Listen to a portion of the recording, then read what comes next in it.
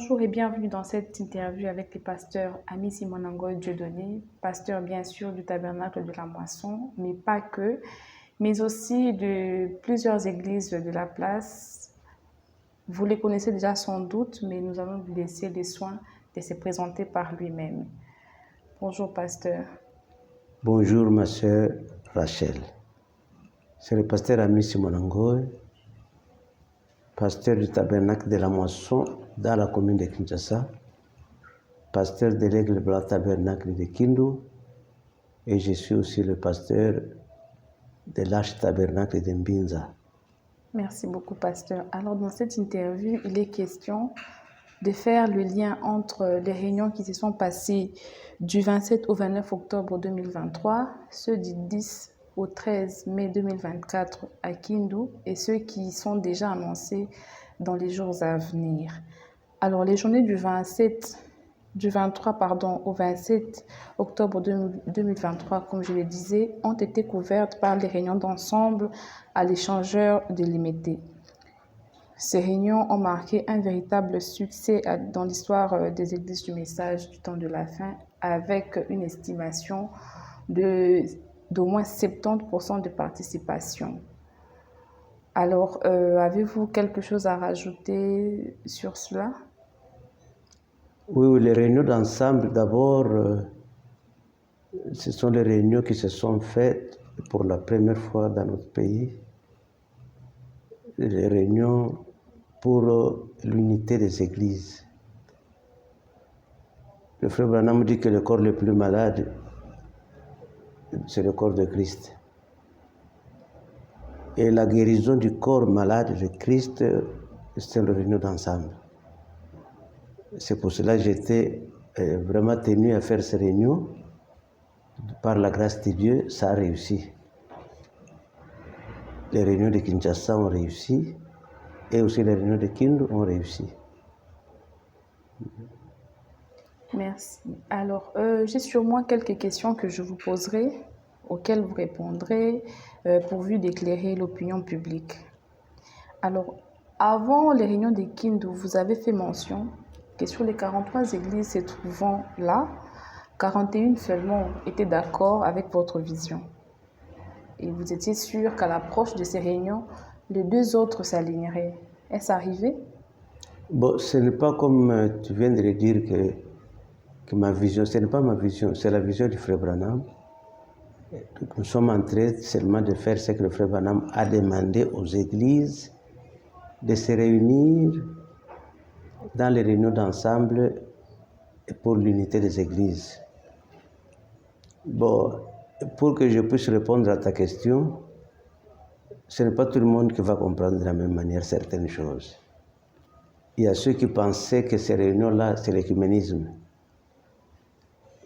Bon, alors que c'est noir sur blanc, dans le message de Frère Branham, il nous recommande de faire les réunions d'ensemble pour l'unité des églises. Alors, c'est comme ça que les deux églises de Kindu qui n'ont pas été d'accord d'être avec nous, on n'a pas fait de cela un problème. Sur 43 églises, on était 41 églises et c'était vraiment un succès total. Bien sûr, et nous rendons gloire à Dieu pour cela. Alors, quels enseignements ou quels sujets spécifiques ont été abordés pendant ces 3 jours à Kindu? Pendant ces 3 jours à Kindu, c'était seulement les réunions de l'unité des églises, selon le frère Branham.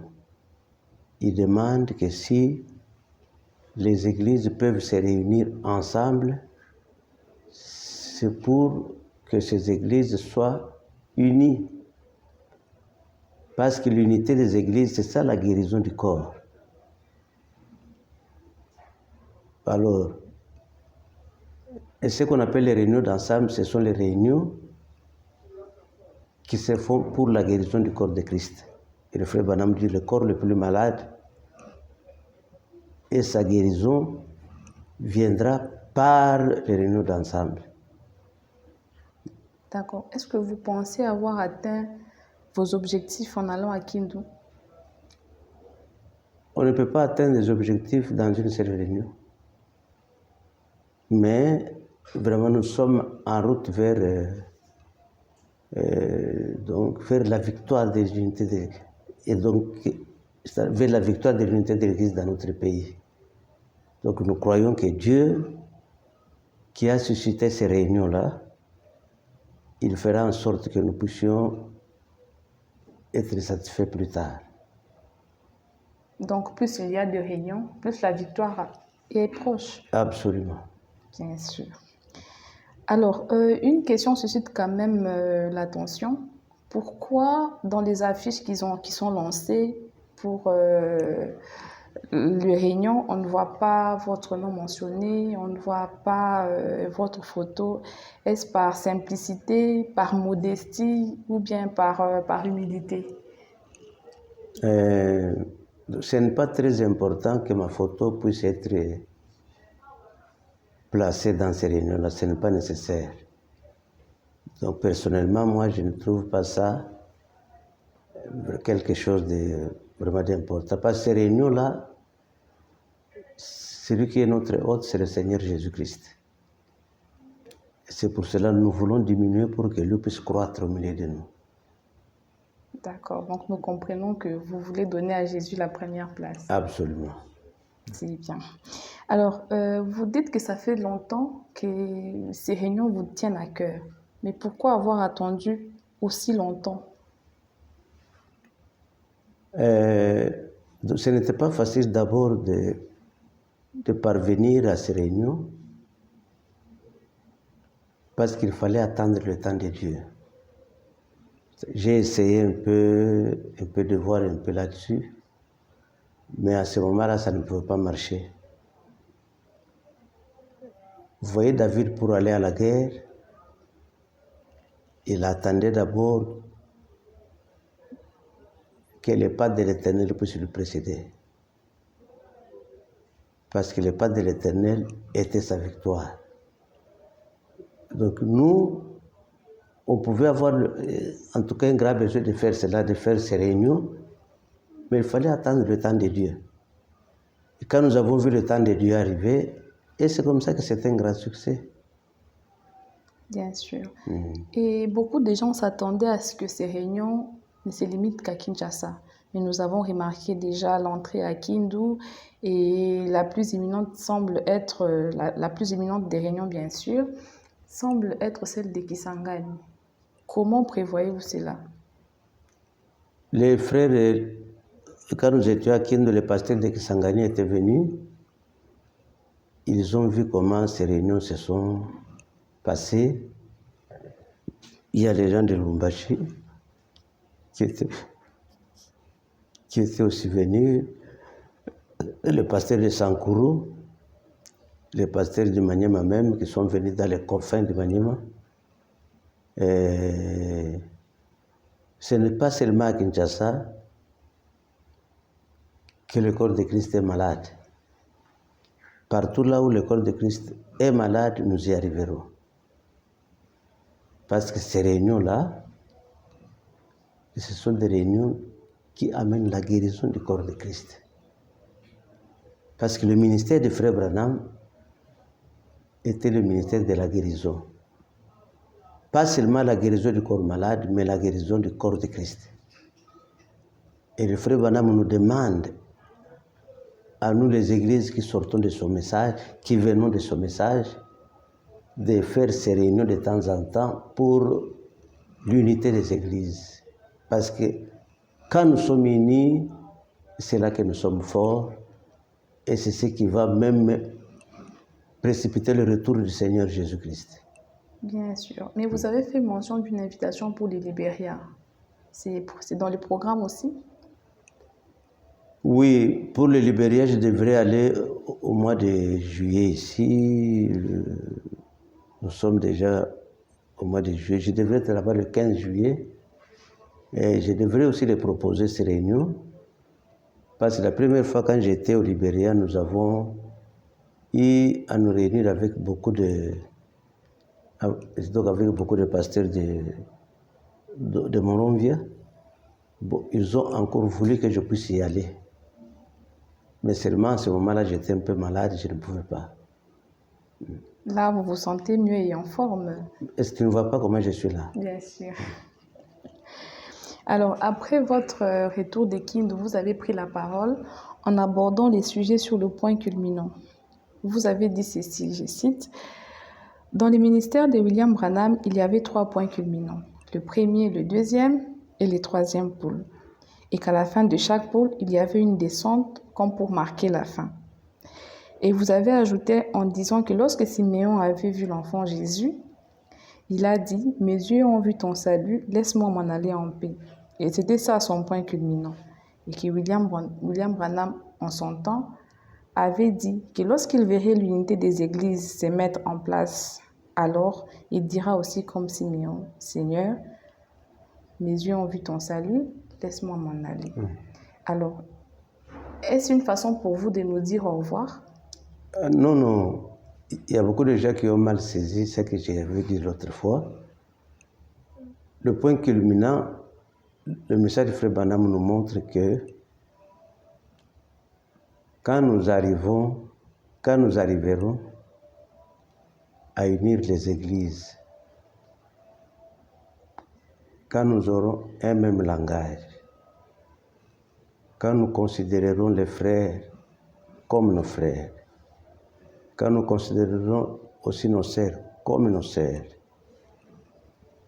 quand nous allons faire chuter les barrières, quand nous allons considérer nos frères, quand nous allons nous considérer les uns les autres, c'est cela qui amènera la venue du Seigneur Jésus-Christ. Et c'est ça le point culminant. Parce que le point culminant, c'est quoi? Donc, c'est la fin de quelque chose. Tu vois, par exemple, chez nous, ici en Afrique, l'Himalaya, c'est au Kenya. Et le point culminant de tous les sommets en Afrique, c'est l'Himalaya. Et quand vous arrivez là-bas, c'est fini, c'est la fin. Bien sûr. Alors, le point culminant,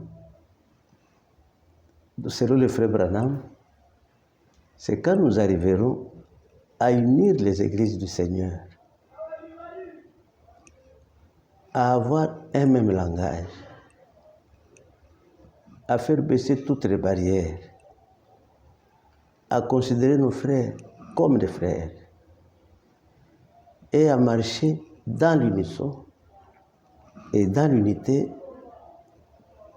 C'est ça le point culminant. Donc, on Parce que comporte là, le c'est la débat. fin du travail et l'Église doit s'envoler. Donc, ce n'était pas pour nous dire au revoir, vous êtes encore avec nous. Non, je suis là. Ok. Bien sûr. Alors, considérez-vous les réunions des Kindu comme une réussite? Oui, j'ai déjà répondu à cette question. C'est une réussite, mais c'est une réussite qui est progressive parce que ces réunions ne s'arrêtent pas, et ne pourront s'arrêter pas seulement à une seule réunion comme nous avons fait. Et donc les 3 jours, il faut que ça se répète, ça se répète, ça se répète de temps en temps pour que les frères, les différentes églises puissent continuer à communier et à marcher d'un seul pas, d'un même pas. Et comme dernièrement, toutes les églises de Kindu, pendant que moi j'étais déjà ici, se sont réunies, et tous les pasteurs de ces églises de Kindu se sont réunis, et ils ont fait une grande réunion pour qu'ils préparent d'autres réunions, c'est-à-dire dans le temps à venir. C'est déjà quelque chose de bon. Tu avais parlé des réunions de Kisangani. Oui. Donc ils sont encore en train de travailler, les pasteurs de Kisangani. Donc ils sont encore en train de travailler. Quand ils seront prêts, je pense qu'on ne manquera pas d'y aller en vue d'apporter notre pierre. Il y a les frères il y a des églises de Benaribele au Sankuru qui nous appellent, qui nous attendent au mois de février pour que nous puissions aller et c'est-à-dire faire les réunions ensemble. Il y a les églises du territoire de Kabambar et dans le Maniema qui sont en train d'attendre. Donc au mois de, je pense, au mois de juillet 2025, et pour les grandes réunions d'ensemble. Donc, on appelle un peu, même à Chikapa, on est en train d'appeler pour les réunions d'ensemble. C'est quelque chose qui est en train d'embraser le pays. Et nous croyons que c'est ce qu'on appelle le réveil national qui était aux États-Unis. Mais jusqu'aujourd'hui, il y en a quand même qui pensent que de faire ce que vous faites, c'est le début d'une organisation. Que répondez-vous à ceux-là qui pensent comme ça? Bon, une organisation, peut-être qu'ils ne connaissent pas réellement la signification. Parce que l'organisation a un chef homme. L'organisation érige des barrières. Et donc une organisation a toutes ces caractéristiques que nous avons déjà prêchées ici dans notre église. Mais nous n'avons pas cette vision-là. Ce n'est pas une organisation. Parce que nous n'avons pas un chef homme au milieu de nous. Nous, c'est Christ qui est notre chef, le Saint-Esprit. Et le Saint-Esprit, on ne peut jamais l'organiser. C'est-à-dire le message de Frère Branham ne sera, donc ne pourra jamais être organisé. Impossible. Bien sûr, il ne sera jamais une organisation. Ça ne sera jamais une organisation. Bien sûr, je crois que sur ce point, plusieurs comprendront. Mais maintenant que nous arrivons à la fin, quel est votre mot de clôture pour cette interview? Pour cette interview, le mot de clôture, c'est simple. Que les collègues pasteurs qui conduisent des églises, le frère Branham dit, tant que vous travaillerez seulement pour votre église, vous travaillerez seulement pour votre groupe, vous n'avez pas encore travaillé d'une bonne manière. Mais quand vous penserez à travailler en groupe, c'est là que vous commencerez, c'est là le début du travail. Que je considère mon frère de notre église, que je considère ma sœur de notre église, et que nous puissions briser toutes les barrières, alors ça deviendra une église interdénominationnelle. Parce que beaucoup de gens écrivent dans les murs de leur église, l'église interdénominationnelle. Mais ils ne savent pas qu'ils sont des dénominationnels. Parce que une église interdénominationnelle, c'est une église qui a ses propres caractéristiques, qui n'a pas de barrières, et ainsi de suite. Et le frère Branham nous dit que regardez un peu les canards. Quand ils sont séparés par des barrières, ils sont séparés dans les enclos. Il dit, la seule possibilité de les mettre en communion, c'est de mettre seulement de l'eau dans ces enclos. Alors, remplissez les eaux dans votre enclos, et l'autre va remplir les eaux dans son enclos. Alors, quand les eaux vont monter, les enclos vont rester en bas, et l'eau va submerger tous les enclos, alors les canards vont communier. Et c'est comme ça que nous sommes en train de déverser de l'eau, pour que les enclos puissent recevoir beaucoup d'eau en vue de communier.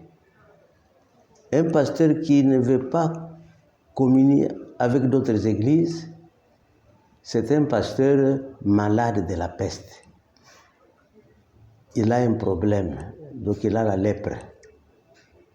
Parce que la communion est la seule façon de plaire à Dieu. Parce que le frère Branham nous dit que vous ne pouvez pas avoir de véritables dons de l'esprit si vous n'êtes pas en communion avec les autres. Il dit, regardez, quand vous serez en communion avec les autres, c'est à ce moment-là que les véritables dons vont se déverser dans les églises.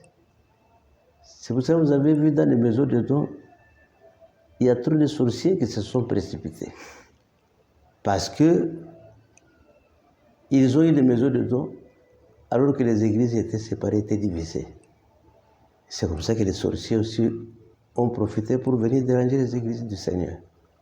Mais si nous pouvons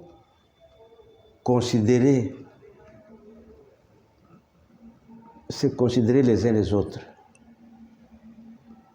et que l'amour puisse prendre le dessus entre nous, c'est là que les véritables dons de l'Esprit